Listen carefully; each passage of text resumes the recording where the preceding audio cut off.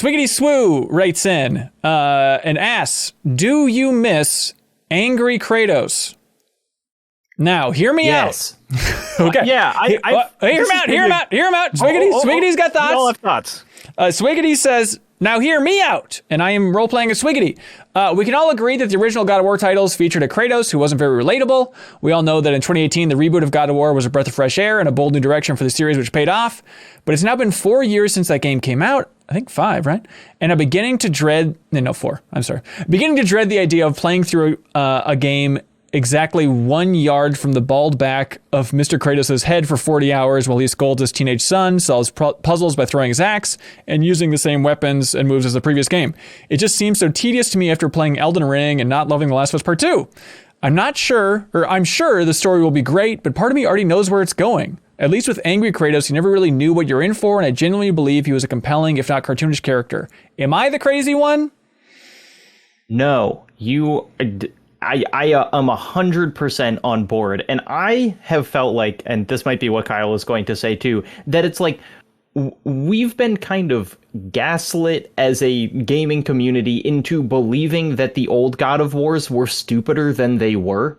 Interesting. That like when 2018 released, they were like, no one had even thought about video game stories back when the original God of War trilogy happened. And now our Kratos, can be sad. And it's like God of War, especially 2 and 3, were like really interesting and totally knew who Kratos was. And he was not posed as like a hero of that story. And like the place that God of War 3 ends is weird and fascinating and cool.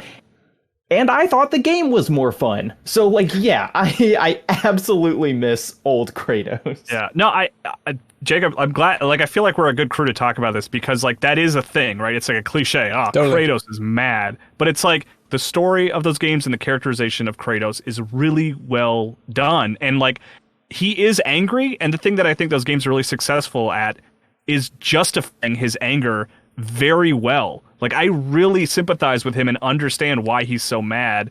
And I think it's like totally in line with what's happening in his life and what's happening in the story. It's not full cartoon character. Yeah, I mean, it's like, those games were, absolutely sexist, had a lot of problems. Like, I don't want to defend every part of them, but like, yeah, they knew, they thought about the story. It's like he was a considered character. And I think fit in well with like Greek myth and the kind of tropes of those characters and stuff.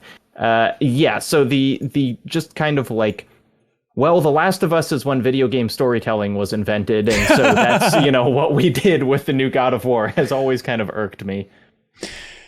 Yeah, I think those are good points, but I don't know. For me, it's like I'll keep it short. No. This is somebody who gave God of War 3 a 10, so just for perspective here.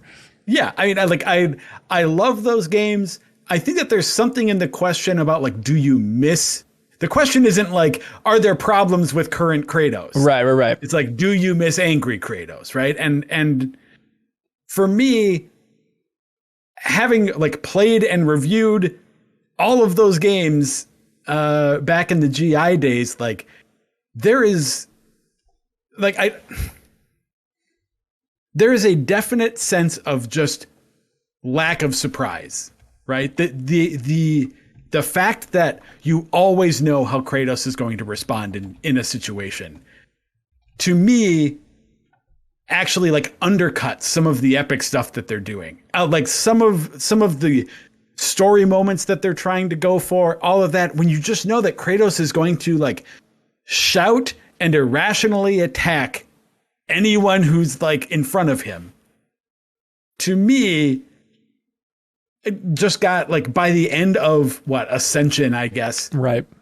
It was just like felt so old. It felt good in the first God of War, but then there's also the fact that those 4 games, like the 3 God of Wars and Ascension, take place over a span of time that like really roots God of War in an era, right? Really roots that like character, that storytelling, that attitude in a like 2004 to 2013 time frame. in a way that I think is hard to, like, you just can't go back to that anymore, right? So I guess, like, when I talk about the concept of like missing it and wanting to go, or like theoretically wanting to return to that in some way. Yeah. That's where I get hung up on that question. And I have to say, like, no, I don't miss that. I wouldn't want to go back to it. Did I love those games? Yeah, I did. But I think I'm more energized by the current iteration of God of War and the like expansive possibility in front of it.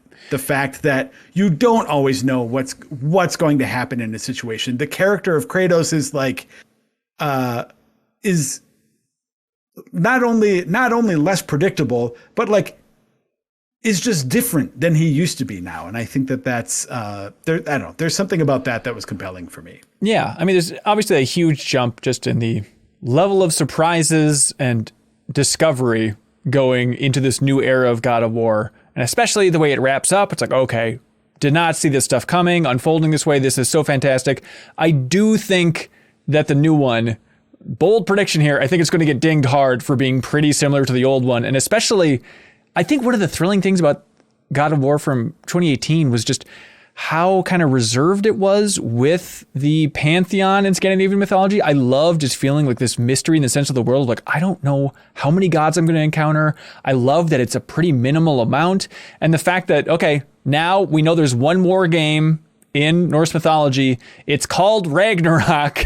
I'm guessing it's going to show you all the gods and they'll all die, the end. And then we'll move on. So I'm looking forward to being surprised. I just don't think there's any way I can be nearly as surprised by this new entry as I was by the last one. It's fascinating for me to hear you say that. And I think the point about kind of not wanting to go backwards is a good one.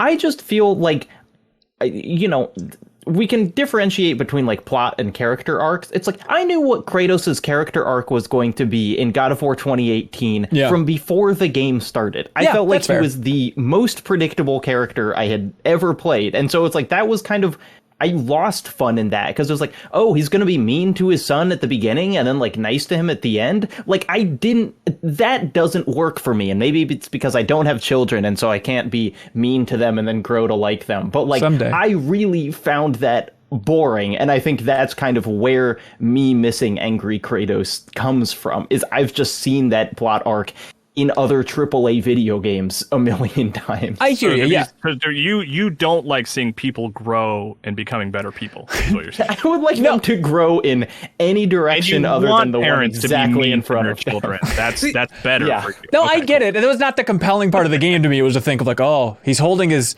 hand above Atreus's back, but someday he'll pat him on the back. Like that's the least compelling part of that game to me, honestly.